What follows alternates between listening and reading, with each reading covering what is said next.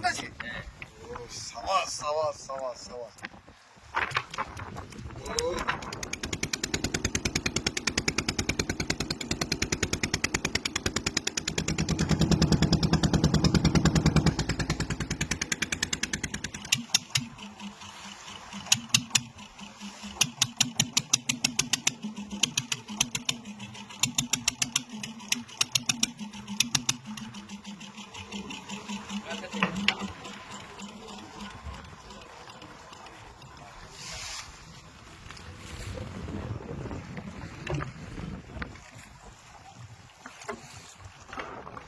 বেশ স্রোত বইছে এই মুহূর্তে, জলের বেশ প্রচণ্ড একটা স্রোত আছে, ঢেউ আছে, তাই শক্ত কাজ।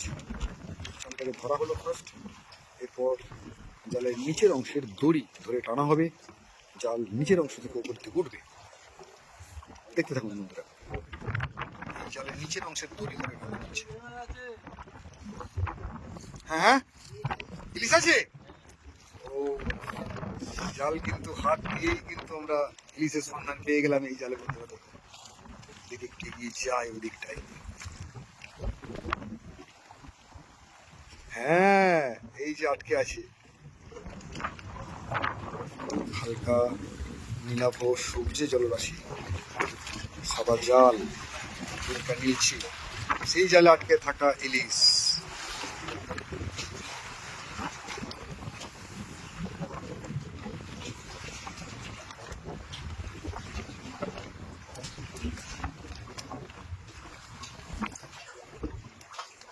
তো এই সময় আর কি, এই শীতের শেষ বললেই চলে আর কি, বসন্তের ডাক পড়ে গেছে। তো এই সময়ের ইলিশ এটা অন্তত 400 থেকে 500-র কাছাকাছি। ভালো ইলিশ, এর সাথে একটা খোলা, এই জাল থেকে আমরা কিন্তু পাওয়া শুরু করলাম। আমুদি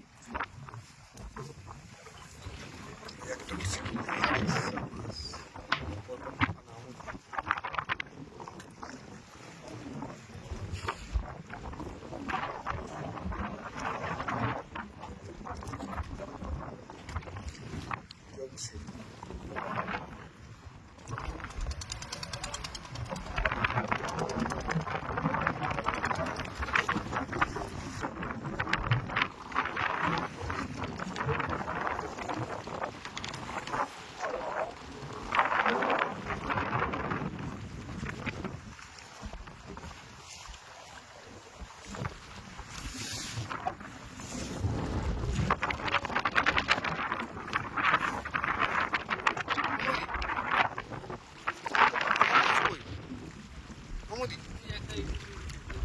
ইলিশ আছে? ইলিশ এই তো, এটা জীবন্ত আছে? ও সাবাস সাবাস সাবাস সাবাস। এ তো বহুদিন বাদে জীবন্ত ইলিশ দেখার সুযোগ হলো আমার। ভালো আছে? দেখুন বন্ধুরা, সকালবেলা জাল দেখতে এসে জীবন্ত ইলিশ।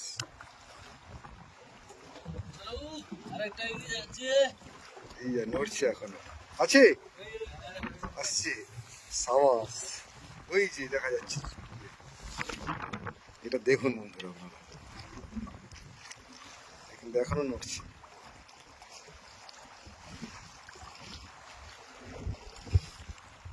চলে এসছে ওই হাতে আর একটা ইলিশ।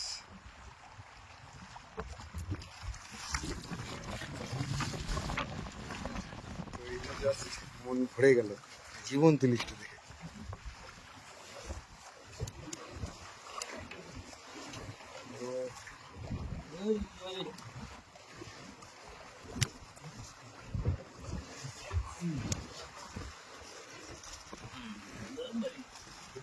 অপূর্ব, এই এলাকা কমপ্লিট হলো তাই তো, কিন্তু এই জালের যে জীবন্ত ইলিশ দাদা, বহুদিন বাদে আমি এরকম জীবন্ত মাছ, ইলিশ মাছ হাতে নিতে পারলাম, বহুদিন বাদে।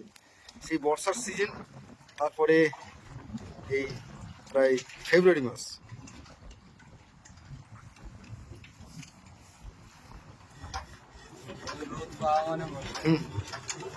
আমাদের নৌকো স্টার্ট দেওয়া হলো, চলেছি পরের জালের দিকে, সঙ্গে থাকুন।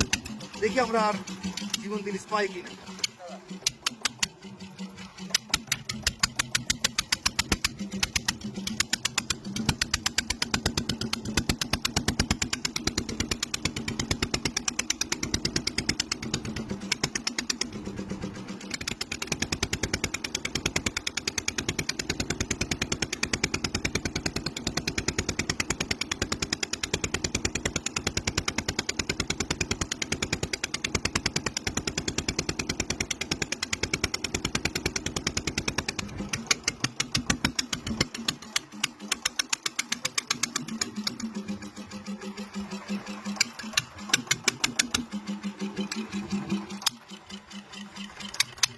চলে এসছি আমরা পরের জালে, এ কিন্তু এখনই নড়ছে।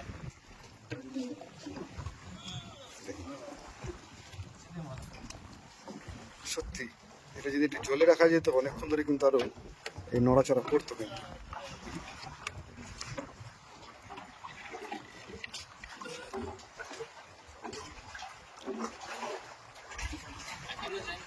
হুম, এখনো নড়ছে।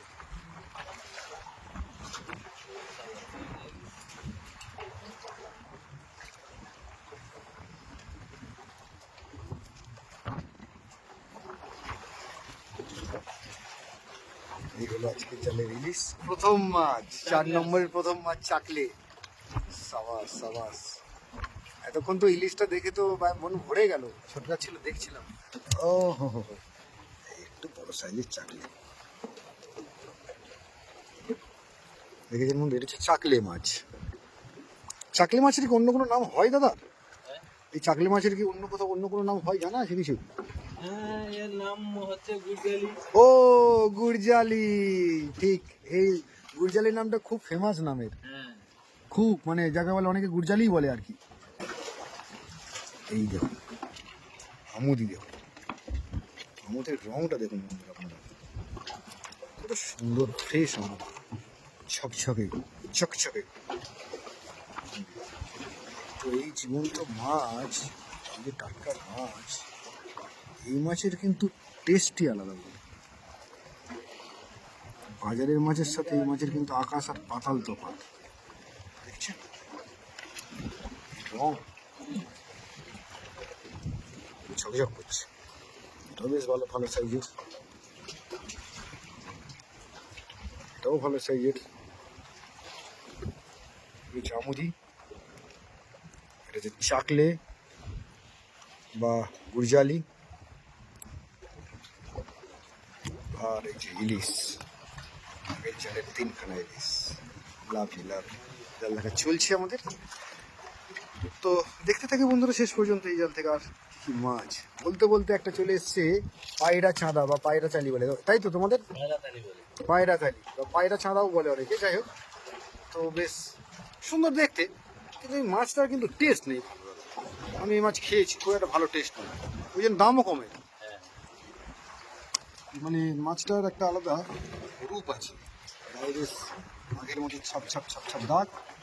কাঁকড়া এসছে, ও লাভলি, বেশ বড় সাইজের তো কাঁকড়া। হ্যাঁ, এই তো ডিম আছে।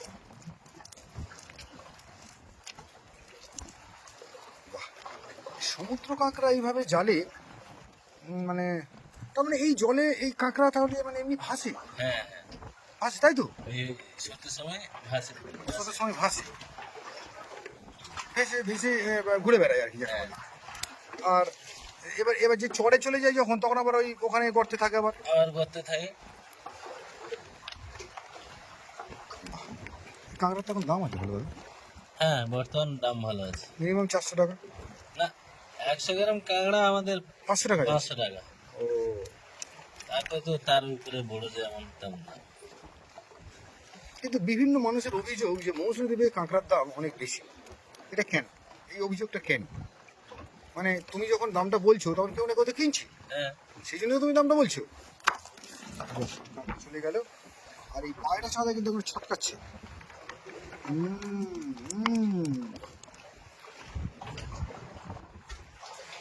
আচ্ছা, তো জাতের ব্যাপার আছে নাকি কাঁকড়ার? সেই রকম জাতের ব্যাপার আছে, যারা চেনে তারা কিন্তু সেই দাম দিয়েই কেনে নাকি?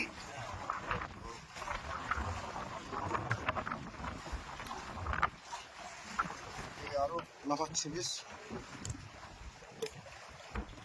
এই জালটা শেষ, এই জালটা শেষ হয়ে গেছে।